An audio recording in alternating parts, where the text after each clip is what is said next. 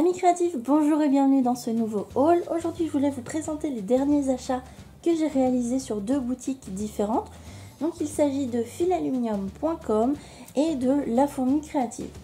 Donc on va parler d'abord de filaluminium.com. J'avais une commande à passer de matériel et j'en ai profité bien sûr pour acheter quelques couleurs de filalu. Donc j'ai acheté d'abord en 2 mm cette couleur qui est un métallique foncé qui s'appelle aluminium, qui est vraiment hyper cool pour faire un effet vieilli. Ensuite j'ai pris la couleur argentée basique, toujours en 2 mm, donc vous pouvez voir la différence de teinte entre les deux. J'ai aussi pris la couleur qui s'appelle olive, c'est un joli vert assez désaturé, couleur feuille un petit peu, ça change des couleurs qui sont hyper flashy et j'aimais bien cet effet là, olive. J'ai pris la couleur qui se fait appeler cuivre. Bon après je trouve pas que ça fasse vraiment cuivre mais c'est très joli.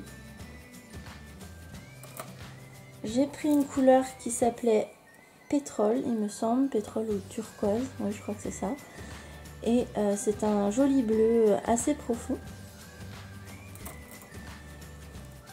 La couleur il me semble que c'est bleu givré, ça va être un bleu très pâle, très clair. Très sympa. Ensuite la couleur dorée,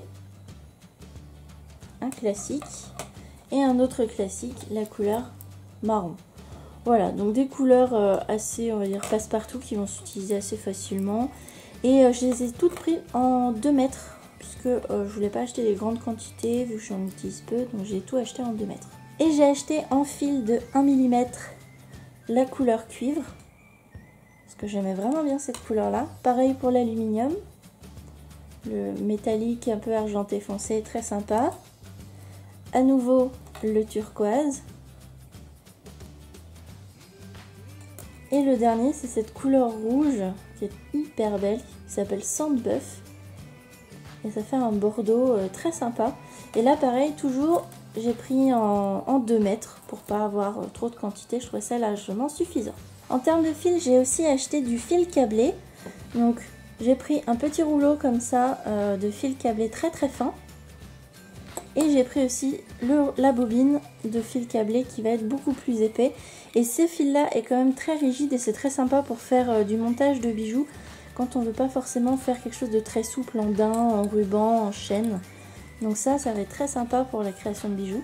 Pour ce qui est des bijoux, j'ai aussi pris la fameuse colle Azulite, colle pour bijoux. Qui fait un carton. Je sais que c'est un peu la colle que tout le monde utilise. Personnellement je l'avais jamais testée parce que y a certaines choses qui ne me plaisent pas dans les composants de cette colle, mais je vais la tester au moins une fois pour voir ce qu'elle vaut.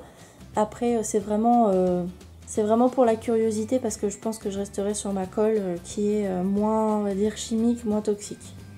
De plus j'ai pris 3 couleurs de perles à écraser.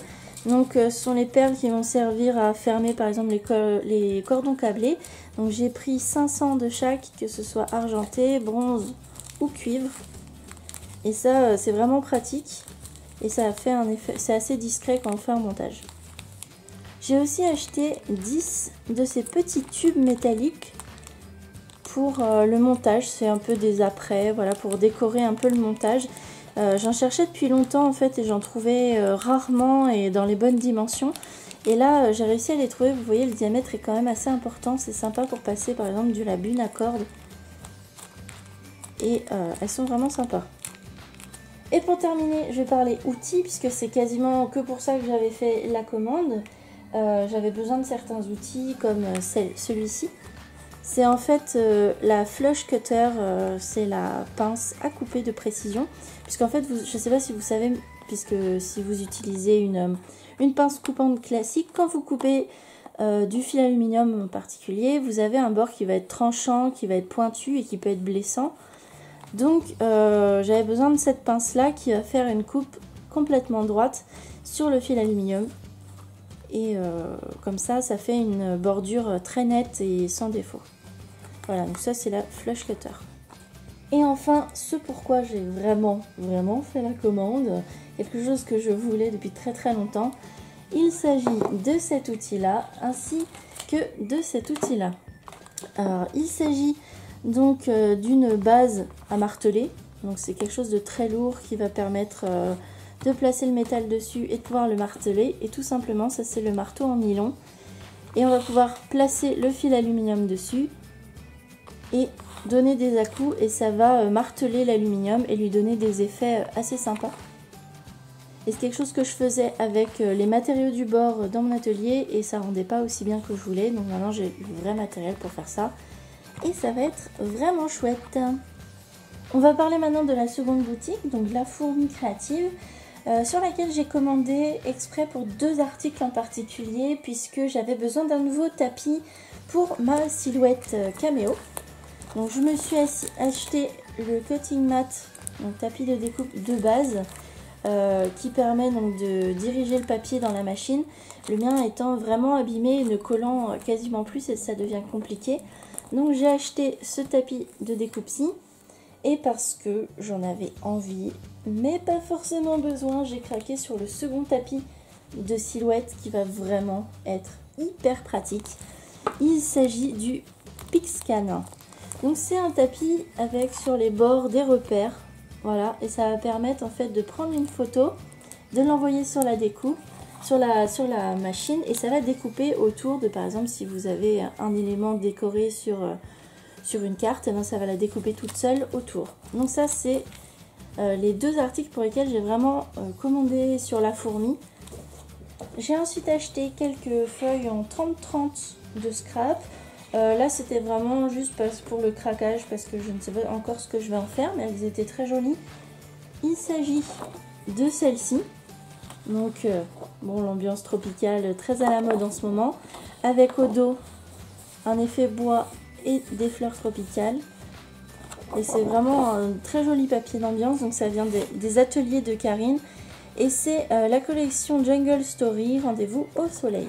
Donc celle-ci, j'en ai pris 2. Et la seconde, c'est toujours des ateliers de Karine, Rendez-vous au soleil. C'est la feuille Cap sur l'été. Et c'est toujours des feuilles tropicales ici sur fond blanc. J'adore l'effet de contraste de couleurs. Les couleurs sont hyper belles.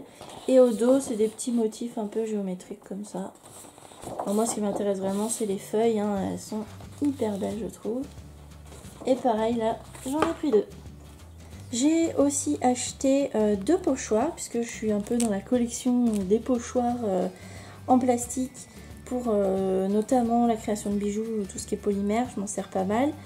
Et j'ai acheté de chez EcoPark Paper & Co ce premier pochoir branchage.